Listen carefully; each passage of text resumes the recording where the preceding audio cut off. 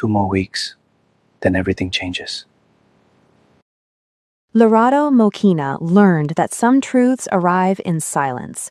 The guest house door stood half open Thursday afternoon, laundry basket balanced on her hip, humming something from Johannesburg. Just another routine task in the quiet life she'd built caring for Mrs. Choi. Then she heard breathing. Wrong kind, urgent, deliberate. Every instinct screamed to walk away. Her feet moved closer instead. Through the gap, bodies pressed together, moving with the ease of practice. Not strangers, not new. His hand tangled in her hair, her designer blouse half undone, and voices, low, conspiratorial, dangerous. 2 more weeks, then everything changes. Laughter, cruel, victorious. The basket slipped from her hands. But that moment, that world-splitting moment, was still 3 weeks away. 3 weeks earlier, Lorado stepped off a plane into Busan's gray mist with 1 suitcase and a contract promising double her previous salary. She wasn't here for adventure, just stability, just survival. Mrs. Choi's hillside home overlooked Haeundae Beach, dark wood, paper screens, the lingering smell of funeral incense. Lorado was here to do a job, mind her business, and stay invisible. She had no idea that silence would become impossible. Welcome to K-Stories by Emma. Before we continue, please like, share, subscribe, and hit that notification bell so you never miss any story. Lorado's reflection fractured across the marble foyer, 1,000 versions of herself split between polished stone. She gripped her suitcase handle tighter, suddenly aware of how foreign she looked in this space, how out of place. Then Mrs. Choi appeared at the top of the stairs, smaller than Lorado expected, wrapped in black silk that made her seem like she was disappearing into shadows. But her eyes, sharp, calculating, missing absolutely nothing, locked onto Lorado with an intensity that made standing still feel like being examined under a microscope. "Come," Mrs. Choi said in accented English, not a request. The tea ceremony happened in a room overlooking the garden. Delicate cups, steam rising between them, and questions Lorado didn't expect. What do you miss most about home? Not, what are your qualifications? Not, can you handle the physical demands? Just, what do you miss? Lorado hesitated. The noise. Johannesburg is loud. Here feels quiet in a way that makes me nervous. Mrs. Choi nodded slowly. Quiet can hide many things. She poured more tea with hands that trembled slightly. Do you believe people can love again after loss? The shift was dizzying, professional to deeply personal in seconds. Lorado thought about her grandmother, the way she'd held on to life until Lorado came home from university, as if she'd been waiting for permission to let go. I think people can, but they need someone who shows up because they want to, not because they have to. Mrs. Choi's expression did something complicated, soft and hard at once. My sons visit out of duty, she said quietly. I need someone who comes because they choose to. And Lorado understood then, this wasn't a job interview, this was a test of something else entirely. She told Mrs. Choi about her grandmother's final months, how she'd stopped trying to fix everything and just sat with her, held her hand, let silence be enough when words failed. Mrs. Choi studied her for a long moment. Then, "You'll do." Later, unpacking in her modest room overlooking the garden, Lorado heard them. Voices, male, angry, rapid Korean sharp enough to cut through walls and language barriers. 2 men, arguing about something that made the air feel dangerous. A soft knock made her turn. Mrs. Choi stood in the doorway, expression unreadable. My sons, they fight about everything except what matters. She paused and something flickered in her eyes. Warning, maybe, or preparation. The younger one, June, he'll be polite to you. Too polite. Don't let that fool you into thinking he's happy. Before Lorado could ask what that meant, Mrs. Choi disappeared. That night, unable to sleep, Lorado wandered to the kitchen for water. That's when she saw him through the window. A man standing alone in the rain-soaked garden. Expensive coat, phone pressed to his ear, and shoulders carrying weight so visible she could almost feel it from here. June. Even from this distance, even in darkness, Lorato could see it. The way he held himself like he was barely keeping something contained, like one wrong word might make him shatter. He turned slightly and streetlight caught his face. Beautiful, devastated, completely alone. And Lorato thought, what kind of prison makes a man stand in the rain rather than come inside his own home? Morning light filtered through rice paper screens, turning everything soft and golden. Lorato knelt beside Mrs. Choi on the therapy mat, their breathing synchronized as she guided the older woman's arm through gentle rotations. Slow, Lorato murmured. Let the muscle remember before you push it. Mrs. Choi's exhale was steady, controlled. 3 weeks in, and they'd found their rhythm, the kind of companionship that didn't require constant conversation. Then the front door opened. Not loud, deliberate quietness. Someone trying not to disturb. Someone who'd perfected the art of entering spaces without claiming them. Lorato felt Mrs. Choi tense beneath her hands. Footsteps crossed the foyer, hesitated, then continued toward the sitting room where they worked. He appeared in the doorway like an apology made flesh. June, tailored charcoal suit that probably cost more than Lorato made in 3 months. Hair precisely styled, face carefully neutral, the kind of expression that took practice to maintain. Everything about him screamed expensive and controlled, and barely holding together. His eyes found his mother first. He spoke in Korean, soft, respectful, the vowels rolling in ways Lorato was just beginning to recognize. Mrs. Choi responded briefly. Her tone carried something Lorato couldn't translate but understood anyway. Concern wrapped in disappointment, wrapped in love that didn't know how to help. Then June switched to English, his gaze landing somewhere near Lorato's shoulder, not quite meeting her eyes. Thank you for taking care of her. The words were correct, polite, empty. Lorato nodded, keeping her hands steady on Mrs. Choi's arm. Of course. Silence stretched.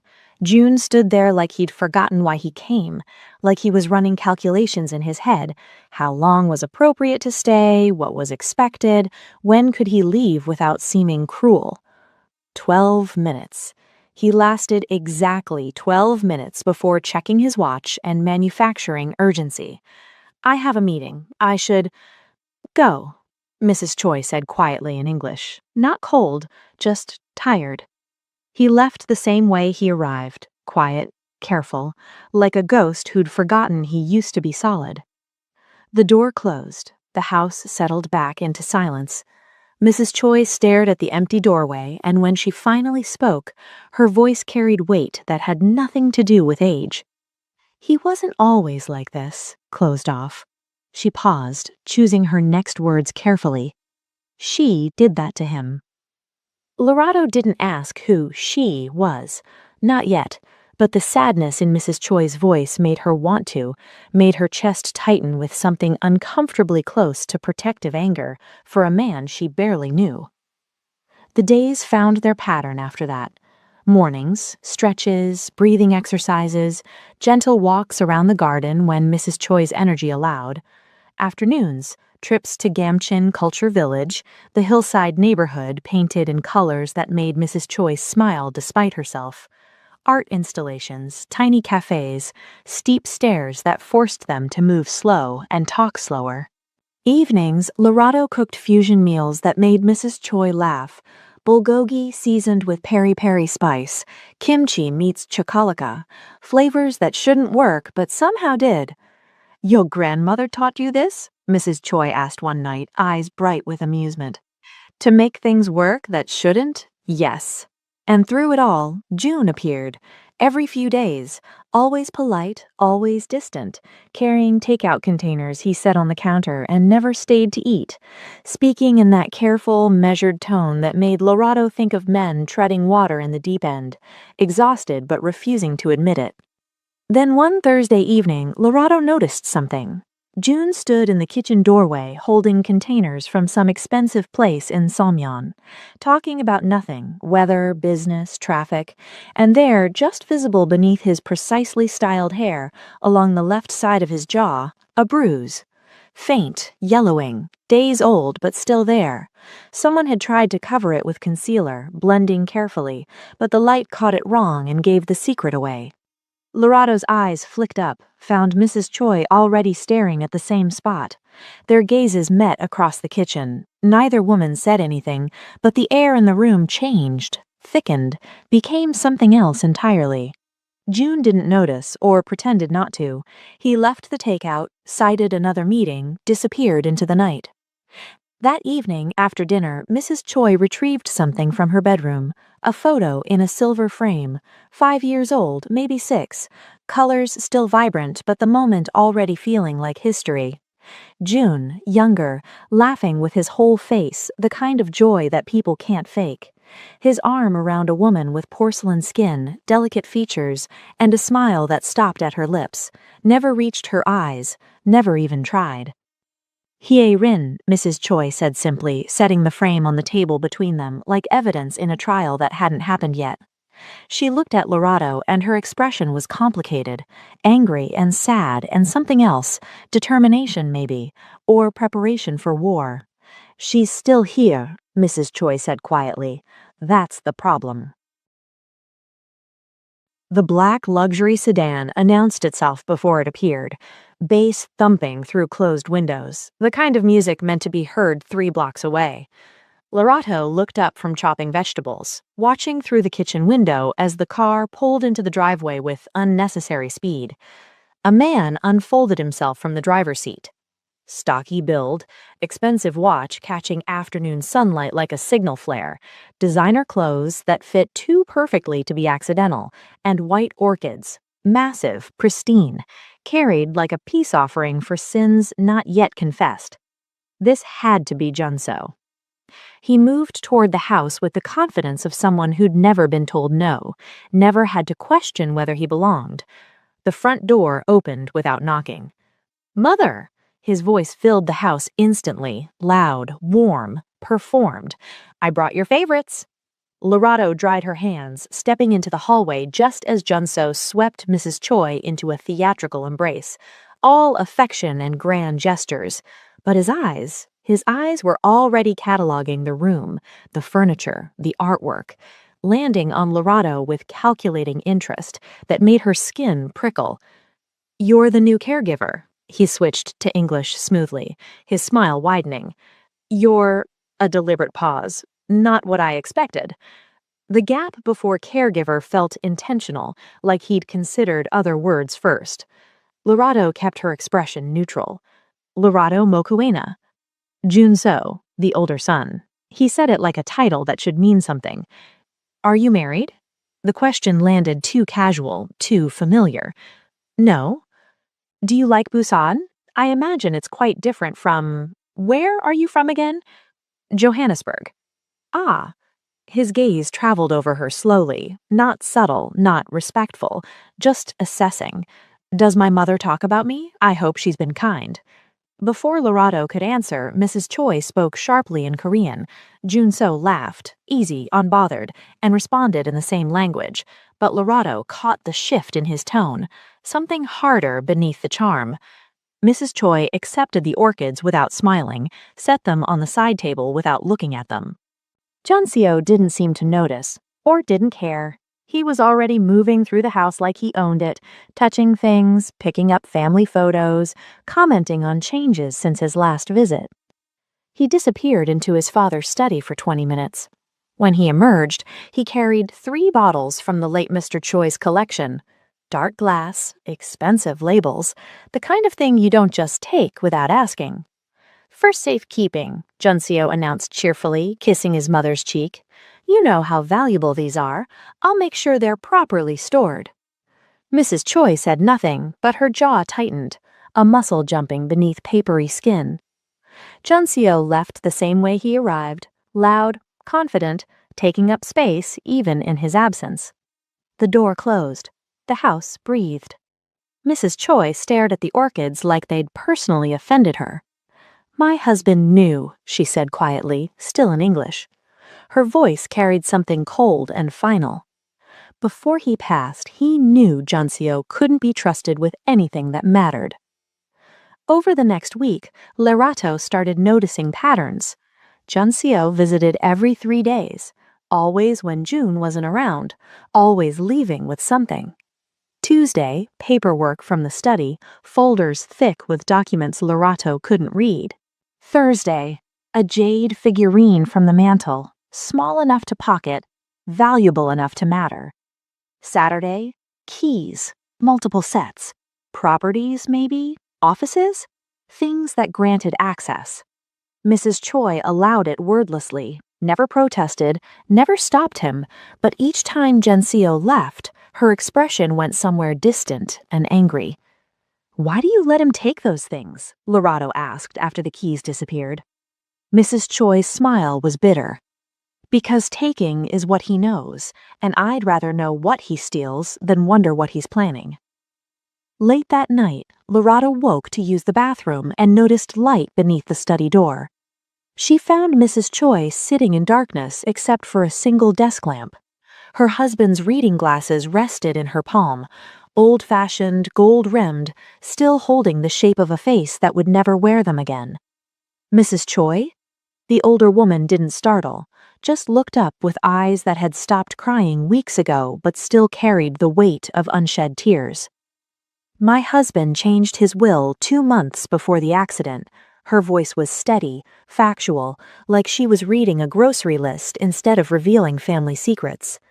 "Junseo doesn't know yet. No one does except the lawyer." She paused. "And now you." Lerato's heart kicked. "I don't understand why you're telling me this." Mrs. Choi set the glasses down carefully, precisely, like they were evidence that needed preserving. "Because when the storm comes, and it will come, I need someone in this house who sees clearly." Her eyes locked onto Lerato's, steel wrapped in silk. "My sons can't. They're too close, too damaged, too invested in their own survival." She stood slowly, joints protesting, but her spine remained straight. "But maybe you can." The doorbell chimed like a warning. Lerato was folding laundry in the sitting room when the sound cut through the afternoon quiet. Mrs. Choi looked up from her book and something flickered across her face. Recognition followed immediately by resignation. "I'll get it," Lerato said, already moving toward the foyer. She opened the door to perfection wrapped in cruelty. Hai-Ren stood on the threshold like she was posing for a magazine cover. Porcelain skin without a single visible pore, designer handbag that probably cost more than Lerato's yearly salary. Hair styled in effortless waves that required significant effort, and a smile, bright, practiced, sharp as broken glass. "Hello!" Her voice was sugar over ice. "You must be the caregiver. I brought soup for dear Mrs. Choi." She held out a container like it was a gift instead of an obligation. Lerato accepted it, stepping aside to let her enter. Hai-Ren moved through the house like she owned it, not confident, territorial, claiming space with every step. She found Mrs. Choi in the sitting room and immediately switched to Korean, her tone shifting to something that sounded affectionate but felt performative, cooing, theatrical, all surface warmth with nothing beneath. Mrs. Choi responded politely, nothing more. Hai-Ren settled onto the sofa without being invited, crossing her legs with careful precision. Then she switched back to English, her attention landing on Lerato like a spotlight designed to expose flaws. "So how long do you plan to stay in Busan?" Not, "How are you settling in?" Not, "Do you need anything?" Just, "How long until you leave?" "As long as Mrs. Choi needs me," Lerato said evenly. Hai-Ren's smile didn't waver. "These positions are usually temporary. People come, people go. It's the nature of caregiving, isn't it?" The pause before temporary felt like a threat wrapped in concern.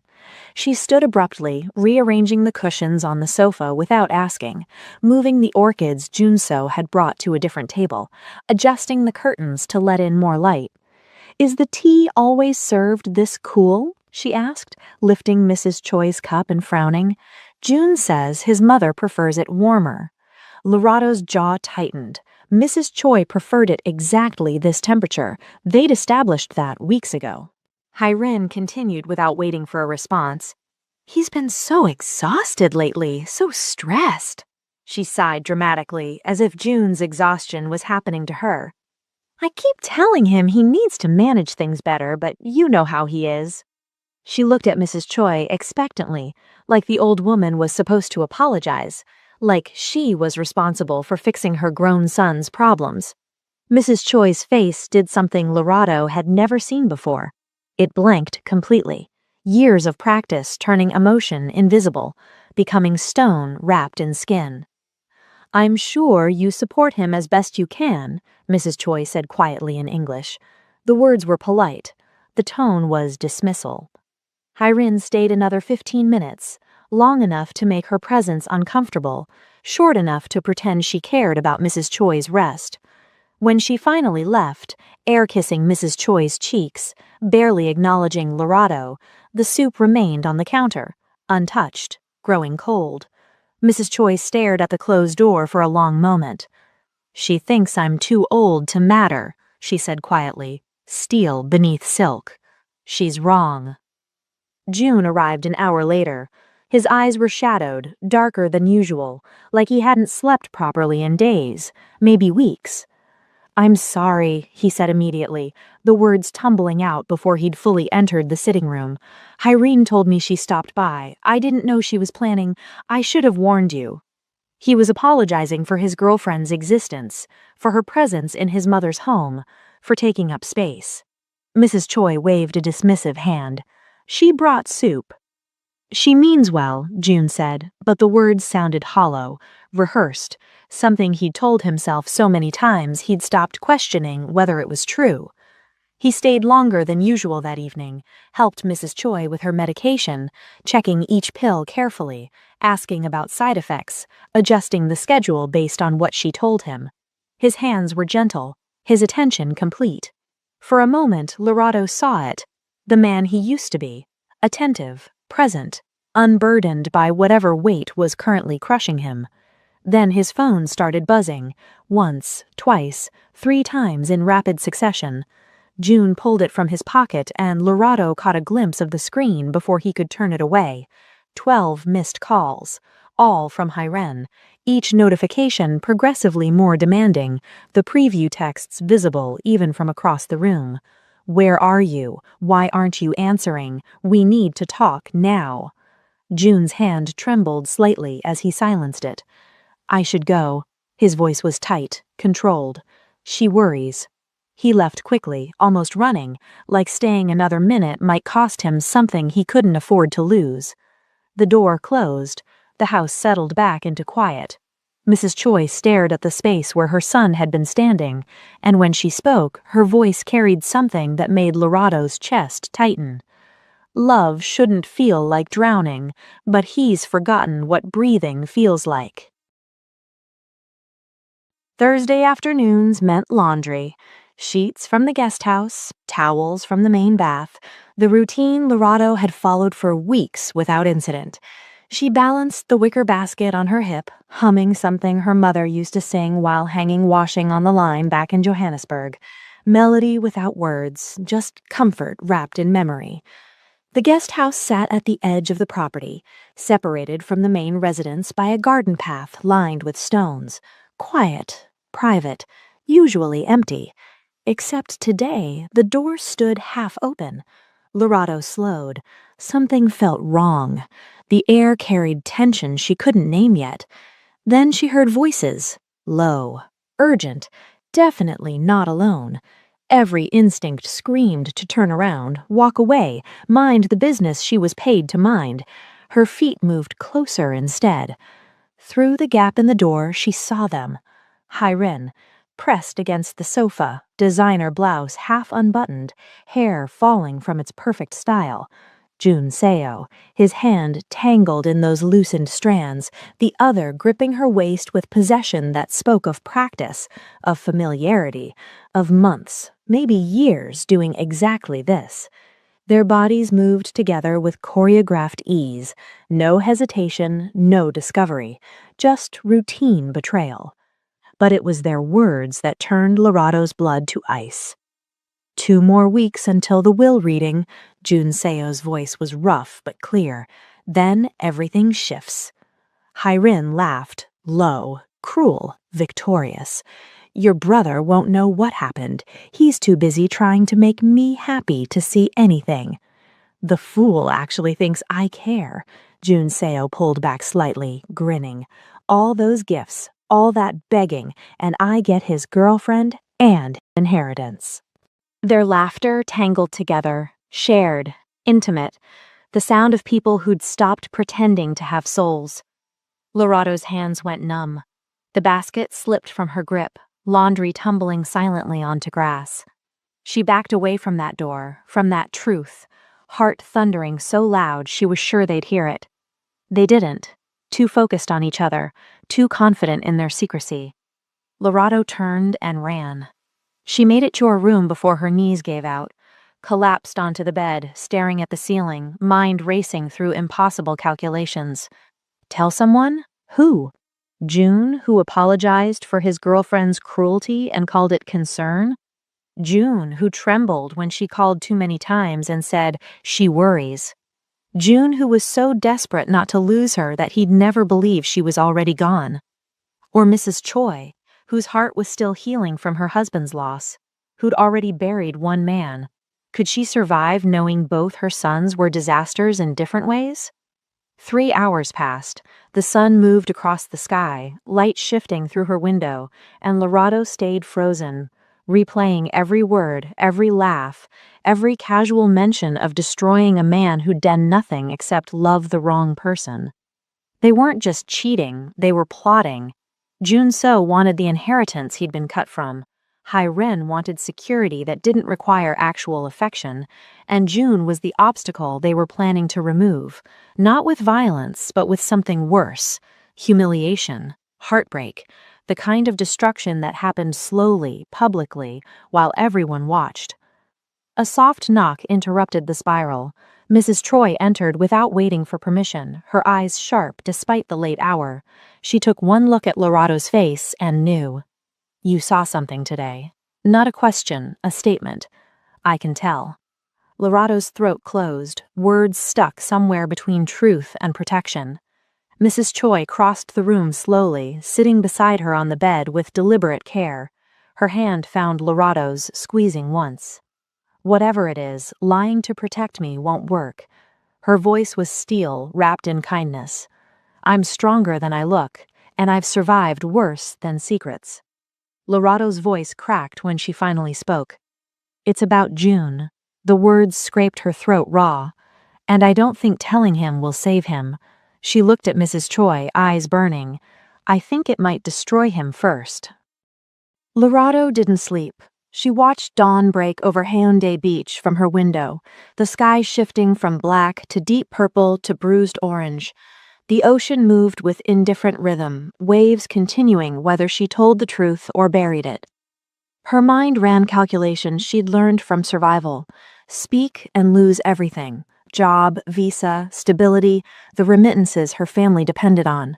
Stay silent and become complicit in destroying a man who'd done nothing except trust the wrong people. Neither option felt survivable. The numbers didn't add up. They never did when morality collided with necessity. Morning brought routine whether she was ready or not. Mrs. Choi's exercises, gentle stretches, controlled breathing, breakfast, rice, soup, banchan arranged carefully, medication distributed in the small plastic organizer, each compartment checked twice.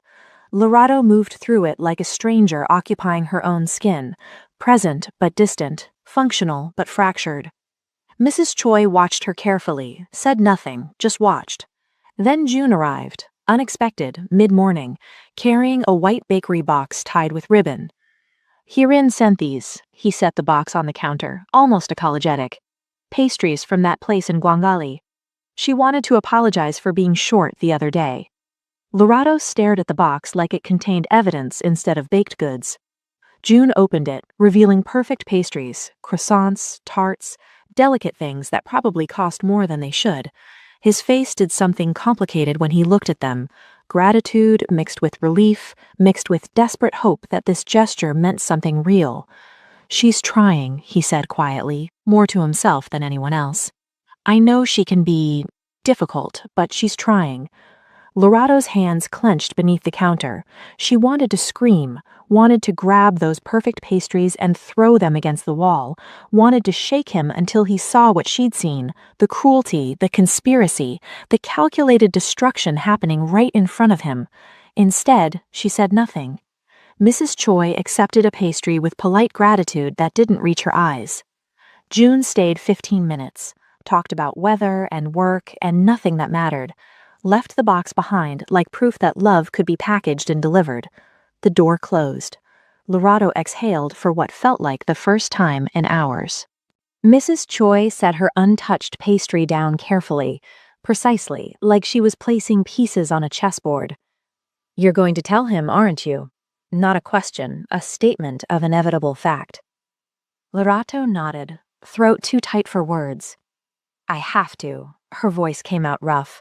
"Even if he hates me for it. Even if I lose this job and get sent back to Johannesburg with nothing." She looked at Mrs. Choi, eyes burning. "I can't watch him give everything, his love, his inheritance, his whole life, to people who are actively stealing from him." Mrs. Choi's expression shifted. Not surprise, recognition, like she'd been waiting for this moment since the day Lorato arrived. "My husband would have liked you." She reached across the table, squeezing Lorato's hand with surprising strength. "He always said the truth costs more than people think, but silence costs more." Her eyes were steel. "When you tell him, I'll be there.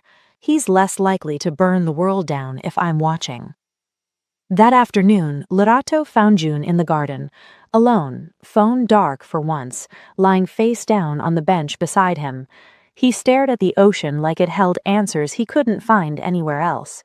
Lorato stood at the glass door for a long moment, watching him, gathering courage that kept threatening to abandon her. Then she walked outside before fear could win. Her footsteps on the stone path made him turn slightly, not startled, just aware. She stopped a few feet away, maintaining careful distance. "I need to talk to you." Her voice was steadier than she felt. "About Hyren, and your brother, and what I saw 3 days ago." The words hung in the air between them, heavy, impossible to take back. June turned slowly. His expression was unreadable, carefully blank in that way she'd learned meant he was bracing for impact. "What did you see?" The question came out careful, almost fearful, like part of him already knew the answer, but had been too terrified to ask, like he'd been waiting for someone brave enough, or stupid enough, to confirm what he'd been pretending not to notice. His hands trembled slightly, just visible, just enough.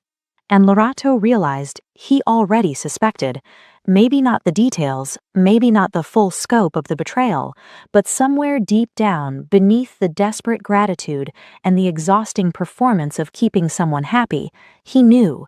He just needed someone else to say it out loud, so he could stop lying to himself. "They're sleeping together." 3 words, simple, devastating, final. The garden seemed to hold its breath. Even the ocean went quiet, waves pausing mid-crash, as if the world itself was waiting to see what happened next. June's face didn't change immediately. It was like watching ice crack in slow motion, fractures spreading beneath the surface before everything shattered. Then the explosion came. But it wasn't loud, it was surgical. His voice dropped to something cold and precise, each word a scalpel designed to cut truth from lies. "How long have you known?" 3 days. "What exactly did you see?" Lorado forced herself to hold his gaze. The guest house, Thursday afternoon, Hyrin and Junso, together. Not just, she swallowed, they were talking about the will reading, about you being too distracted to notice, about taking everything. "That's convenient." His tone was ice. A caregiver I've known for weeks suddenly has information that destroys my relationship and implicates my brother in fraud. Why should I believe you? Because I have nothing to gain from lying. Lorado's voice stayed steady, even as her heart hammered. No inheritance to chase, no rivalry.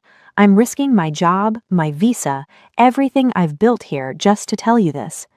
June's hands were shaking, visible tremors he couldn't control. You're lying. You have to be lying because if you're not... He stopped, couldn't finish, because finishing that sentence meant accepting a truth he'd been running from for months. Get out. His voice broke on the words, cracked down the middle like glass under pressure. I don't know what you're trying to accomplish, but I want you out of this house by morning. Lorado's heart dropped. She'd known this was possible, had calculated the cost, but hearing it still felt like drowning. Before she could respond, Mrs. Choi's voice cut through from the doorway. She stays. 2 words. Absolute. Non-negotiable. June spun toward his mother. You can't be serious. She just... And you listen. Mrs. Choi moved into the garden slowly, each step deliberate, small but immovable. Lorado has no reason to lie, no inheritance to chase, no rivalry to fuel, nothing to gain except unemployment and deportation. She stopped in front of her son, looking up at him with eyes that had watched empires rise and fall within family walls. She's risking everything to tell you this. Her voice was steel. The question isn't whether you believe her, it's whether you're brave enough to find out if she's right. Silence stretched, painful, thick enough to choke on. Then June's facade finally cracked completely. He sank onto the garden bench, head in his hands, shoulders curling inward like he was trying to make himself smaller, disappear entirely. I knew something was wrong. His voice came out fractured, broken. I kept thinking if I tried harder, if I was better, if I bought the right things, said the right words, became whatever she needed. He stopped, breath hitching. I've been trying so hard not to lose her that I never asked if she was already gone.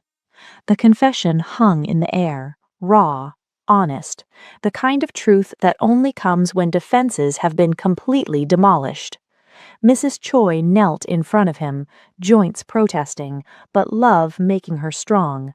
She cupped his face with both hands, forcing him to look at her. Then we get proof. Her voice was gentle but firm. Not for revenge, for clarity. So you can decide what kind of man you want to be with full knowledge of who they really are. She glanced at Lorado, still standing awkwardly near the path, ready to run if necessary. We'll need your help. Mrs. Choi's expression was complicated, gratitude mixed with determination, mixed with something that looked like war strategy. Are you willing? Midnight found them gathered in the kitchen, 3 people planning something that felt dangerously close to war. Mrs. Choi spread a hand-drawn map across the table, the estate in careful detail, exit points, blind spots, sight lines from every window, the guest house marked with a red circle like a target. My husband taught me to plan for war before it arrives. Her finger traced paths across paper. We start tomorrow. Lorado stared at the map, then at the elderly woman who'd drawn it with architectural precision. You've done this before. Not this exactly. Mrs. Choi's smile was thin. But I've survived 50 years in a family where power is currency. You learn to prepare. June said nothing, just stared at the red circle like it might catch fire. The next 3 days became a careful operation. Lorado adjusted her routine, timing laundry and garden work to coincide with Junso's usual visits, passing the guest house naturally, observing without being obvious. Mrs. Choi moved with unexpected stealth for a woman who needed help with stairs. She retrieved something from her husband's study, a small recording device, no bigger than a coin. A gift from my husband's associate in Ohio, she explained, turning it over in her palm. He believed in insurance. She placed it behind the antique clock on the guest house mantel during an afternoon when Junso was in Seoul and Hae-rin was getting her nails done in Seolmyeon. Careful, precise. then returned to the main house like nothing had happened. June continued his normal schedule: work, meetings, appearing at the house with takeout and forced smiles, answering Hayron's calls with patience that looked painful. He was barely holding himself together. Lorato could see it in the way his hands shook when he thought no one was watching, the way he'd forget what he was saying mid-sentence, the way he looked at his phone like it was a weapon pointed at his chest. Late one evening, Lorato found him in the library, sitting in darkness except for ambient light from the garden, an untouched glass of whiskey on the side table, just sitting, staring at nothing. She almost left, give him privacy, give him space to fracture without witnesses, but something made her stay. She sat in the chair across from him, maintaining careful distance, saying nothing, just present. Minutes passed, maybe 10, maybe 20. Finally, June spoke. His voice came out raw, scraped clean of the careful polish he usually maintained. I kept trying to be enough. He didn't look at her, just kept staring into darkness. Better suits, better gifts, better words, better everything. His laugh was bitter. And none of it mattered, because the problem was never me, was it? Lorato's chest tightened. No, the problem was never you. Then what was it? Some people take because that's what they do. She chose her words carefully. It's not about deserving or earning. It's not about being enough. It's about who they are at their core. June's eyes finally met hers, red-rimmed, exhausted, but something shifted there, recognition maybe, or the beginning of understanding that his worth wasn't measured by someone else's capacity for cruelty. She was never going to love you the way you deserved, Lorato said quietly, because she's not capable of it. He held her gaze for a long moment, then nodded once, barely perceptible, but enough. The recording device captured everything 2 days later. Hayron and June So in the guest house, their voices clear, explicit, damning. That night, the three of them listened to the recording in Mrs. Choi's sitting room. Silence stretched after it ended, heavy, final. June's jaw was tight enough to shatter, his hands clenched into fists. I want to confront them, now, tonight. Mrs. Choi shook her head slowly. No. They're planning to destroy me, to steal. And they will fail, her voice was steel. But only if we're smart. We wait for the will reading. Let them believe they've won. Let them get comfortable. Her smile was cold. Then we take everything. The week before the will reading stretched like pulled wire, every moment vibrating with tension no one acknowledged out loud. Hayron visited twice, both times performing affection with practiced ease that would have been impressive if it wasn't so calculated.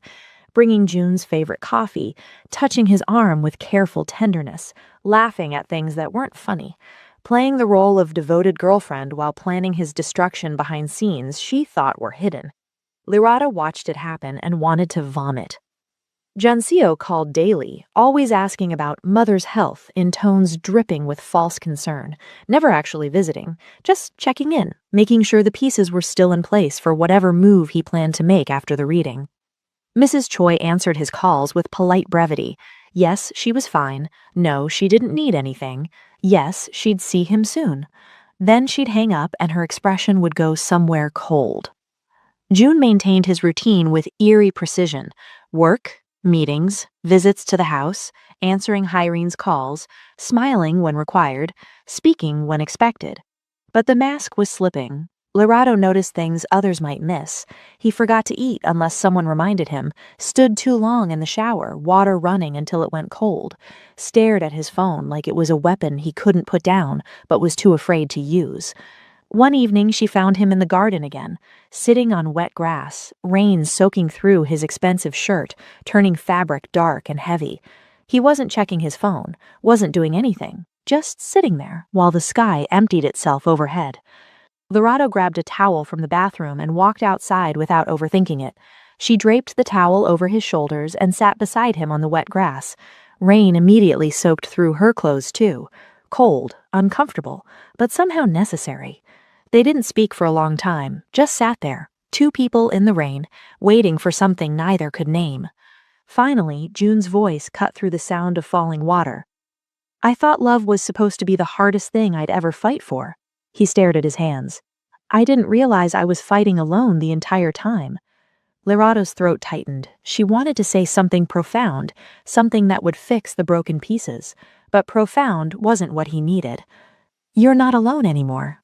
Simple, true. The words hung between them, carrying weight neither had expected. June turned to look at her, really look at her for the first time in days. His eyes were exhausted, red-rimmed, but something else lived there too. Gratitude, maybe, or recognition that being seen in the wreckage was better than drowning in it alone. Inside, Mrs. Choi watched from the sitting room window. A small smile touched her lips. Not happiness exactly, more like recognition. She'd seen something shifting between them over these strange, tense weeks. Not romance yet, but the foundation it could be built on. Trust, recognition, the willingness to sit in the rain with someone because leaving them alone felt wrong. She'd seen it before, with her husband, before the family business complicated everything, before power and inheritance turned love into strategy. Maybe June could have what his father had, before it all went wrong. Maybe. Irene called that night. June's phone lit up on the kitchen counter where he'd left it, her name glowing, demanding attention even in absence. He stared at it for 3 rings before answering, put it on speaker because he didn't trust himself to hold it steady. Baby, her voice was sugary, performed. I've been thinking, after the will reading, let's do something special, just you and me. We'll finally have time together, no distractions, no work, just us. June's grip on the counter turned white-knuckled. Loretta watched his jaw tighten, every muscle tensing against words he wanted to say but couldn't. Not yet. I'm looking forward to it, he lied smoothly, the performance matching hers perfectly. They talked for 5 more minutes, meaningless conversation about nothing. Then she hung up, satisfied that her distraction was still properly distracted. June set the phone down carefully, precisely, like it might explode if handled wrong. He looked at Loretta and his mother, both women watching him with expressions that said they understood exactly how hard that conversation had been. I need you both there. His voice was quiet but firm. At the reading, I don't trust myself to stay calm without witnesses. Mrs. Choi nodded once. We'll be there, all of us, together. The lawyer's office in Haeundae overlooked the harbor, all glass and steel, designed to make people feel small against the vastness of ocean and money and power consolidated in documents. Jun So arrived first, expensive suit barely containing his anticipation. He moved through the space like he already owned it, nodding at the receptionist, claiming the best seat at the conference table, confident, entitled, already spending inheritance he believed was rightfully his. 15 minutes later, June entered with Hai Ren on his arm. Her performance was flawless. Designer dress, perfect makeup, hand resting possessively on June's sleeve while she smiled at everyone with practiced warmth, playing devoted girlfriend so convincingly that anyone who didn't know better would have believed it completely. No one noticed Lorado in the corner beside Mrs. Choi, 2 women dismissed as irrelevant, the caregiver and the grieving widow, furniture with pulses, not worth acknowledging in a room where real power was about to change hands. Lorado preferred it that way. Invisible meant she could watch everything. The lawyer was elderly, gold-rimmed glasses, expensive suit that had been tailored decades ago and still fit perfectly. He opened the folder with methodical precision, each movement deliberate. We are here for the reading of Mr. Choi Dae-jung's last will and testament. Jun So leaned forward, eager, practically vibrating with anticipation. The lawyer began reading. Properties first, the estate in Haeundae, the apartment building in Somyeon, commercial real estate in Gwangali, each asset listed with clinical precision. All properties passed to Choi Jun with full discretion over distribution. Jun So's smile faltered, slightly, barely noticeable. Then business holdings, the import company, investment portfolios, offshore accounts established through connections in Ohio and beyond. All holdings passed to Choi Jun with full discretion over distribution. The smile disappeared completely. Junso's face cycled through emotions like a broken slideshow: confusion, disbelief, growing rage barely contained beneath expensive fabric. There must be a mistake. His voice was tight, controlled. I'm the eldest son. The lawyer cut him off with paperwork. Physical documentation slid across the polished table like evidence in a trial. Your father was quite explicit in his reasoning: years of reckless spending, questionable associations, failure to demonstrate responsibility in any capacity. He adjusted his glasses and read directly from the will. My eldest son has shown himself incapable of responsibility. I will not reward failure with inheritance. Everything passes to June, who may choose at his sole discretion whether to share any portion with his brother. The room went still, silent except for breathing and the distant sound of harbor traffic. Junso's hands clenched into fists. His face went red, then white, then something dangerous. Rin's mask fractured. Just for a second, her eyes darted to Junso: panic, calculation, plans collapsing in real time. Then she pivoted with desperate smoothness, turning to June with manufactured sweetness. Baby, this is incredible. Her hand found his arm, squeezed. We can finally. June raised his hand, not aggressive, just stop. She fell silent immediately. The room waited. When June spoke, his voice was eerily calm, the kind of calm that came after storms had already destroyed everything. I know about the guest house, each word precise, surgical. I know about the plan. I know everything. Rin's face went blank. Junso started to stand.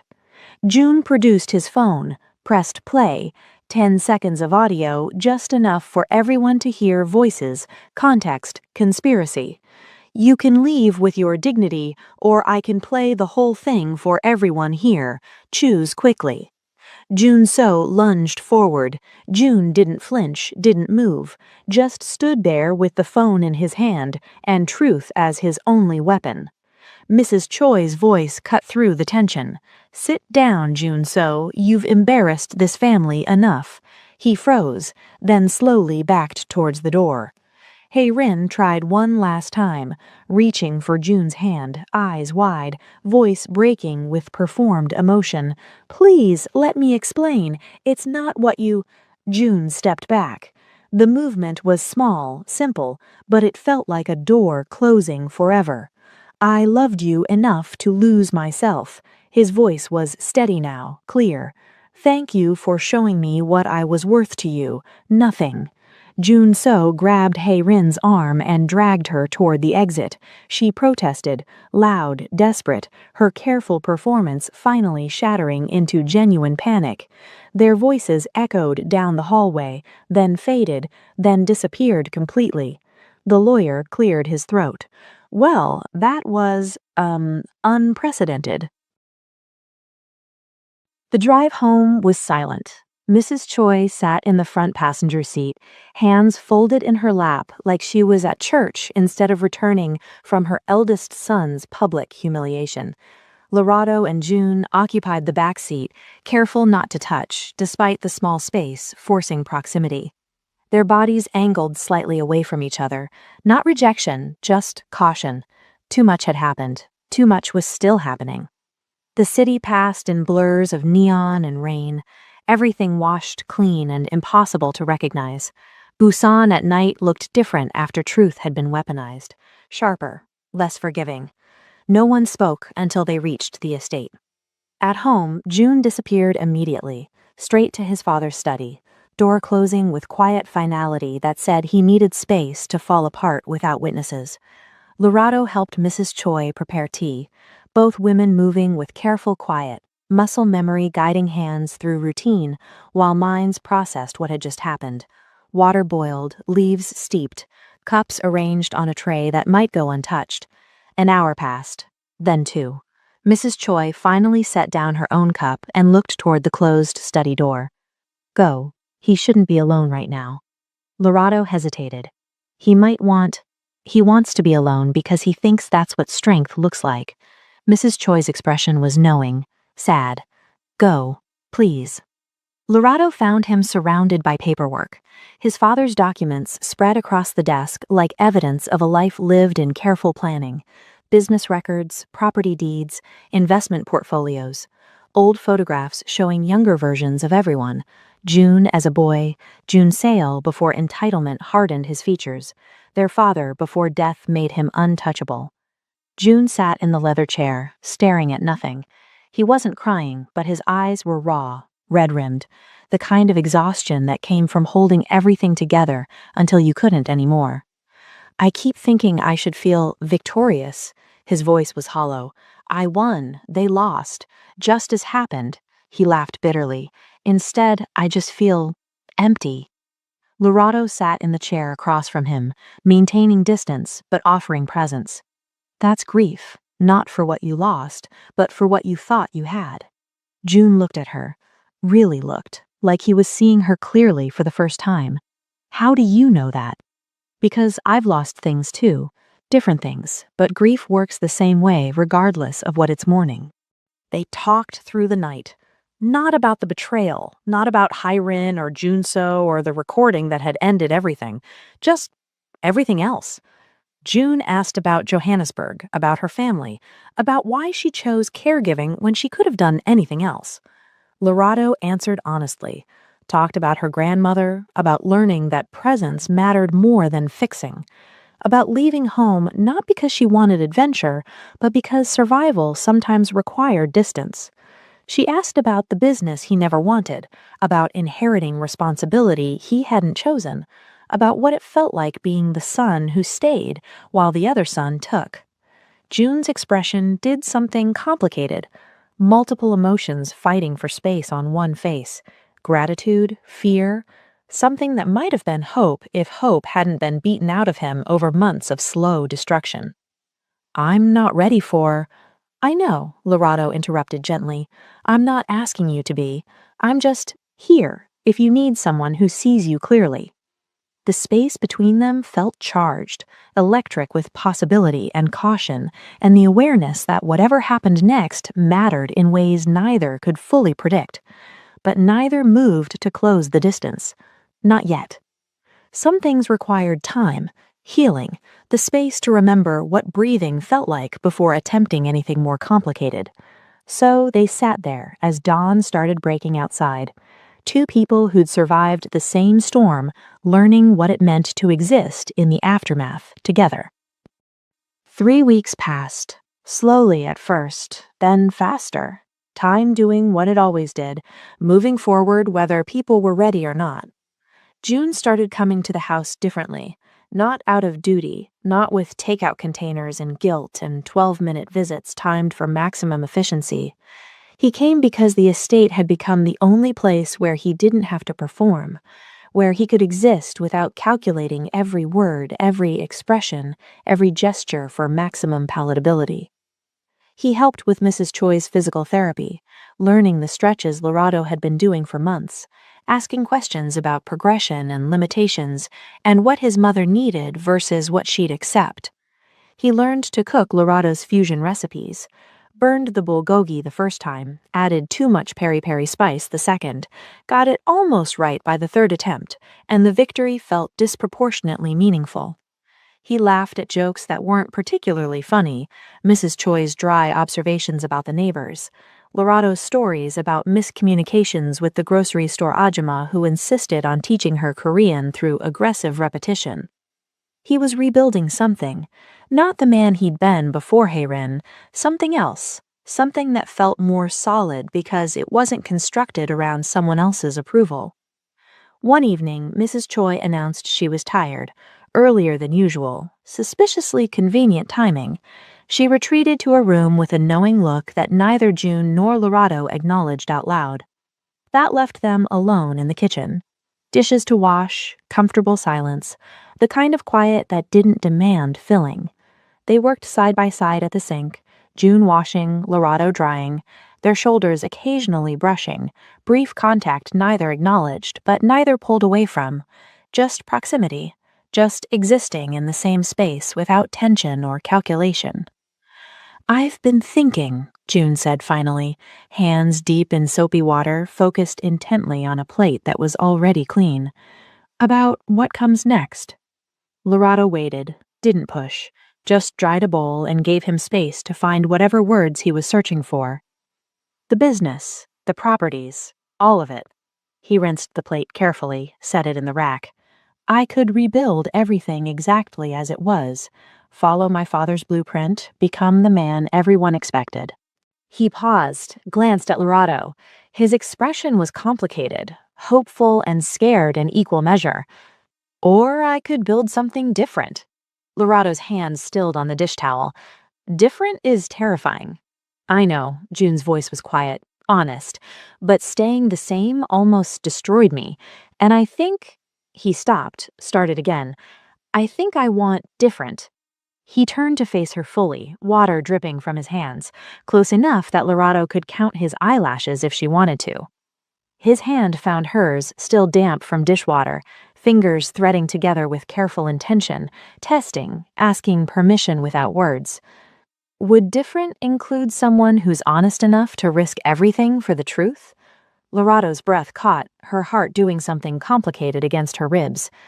Before she could answer, before she could figure out what answer even made sense, June continued quickly, almost nervous, like he was afraid courage might abandon him mid-sentence. I'm not proposing marriage or anything dramatic. I'm not... He laughed, self-deprecating. I'm barely figuring out who I am without her. I just... He squeezed her hand gently. Would you consider having dinner with me? Not as my mother's caregiver, not as the woman who saved me, just as Lorato, with me as just June.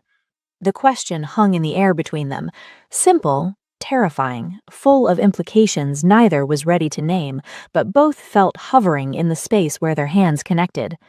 Lorato could say no, should say no probably, protect herself, maintain boundaries, keep this job safe and uncomplicated and professional.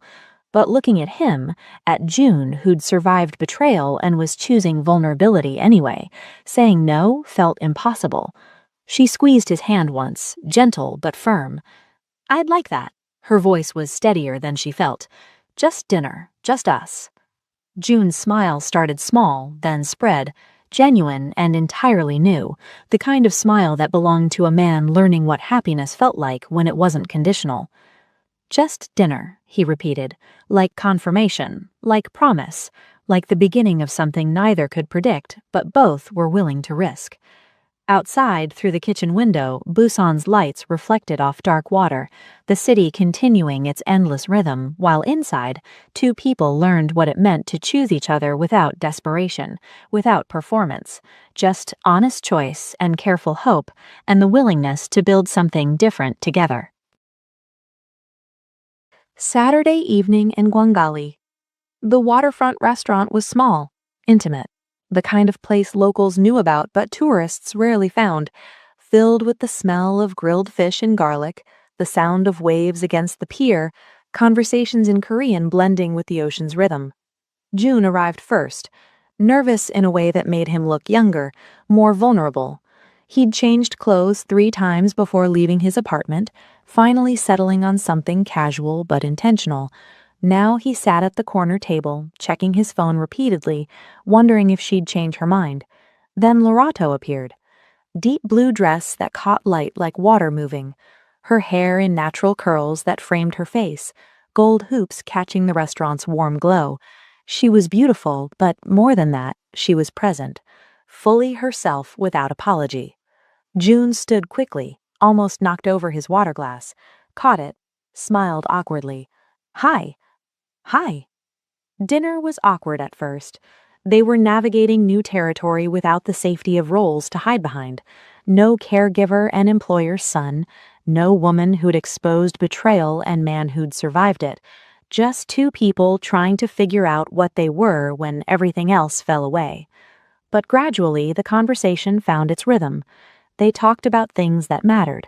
June's fear of becoming his father, inheriting not just the business but the coldness that came with protecting it.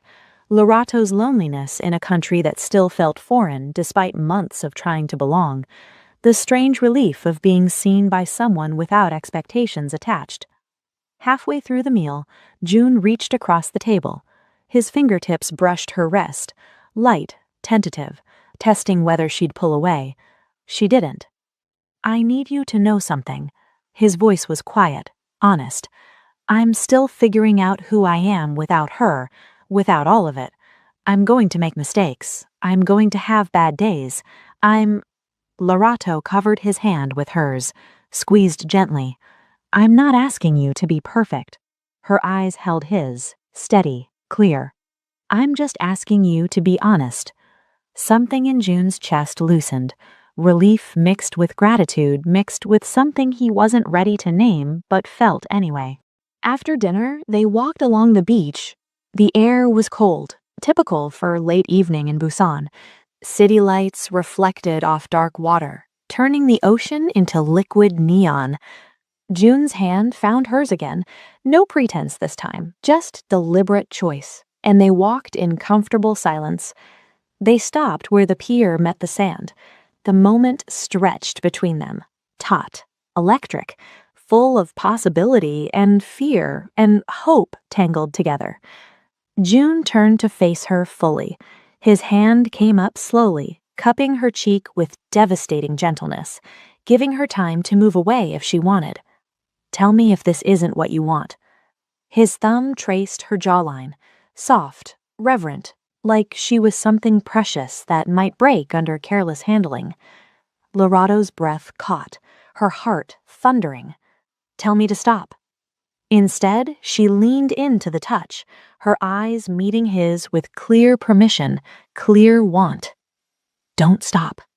He closed the distance slowly, giving her every opportunity to change her mind. When their lips finally met, it was soft, questioning, achingly careful. Lorato's hands found his chest, feeling his heartbeat thundering beneath expensive fabric, proof that he was just as affected, just as nervous, just as hopeful.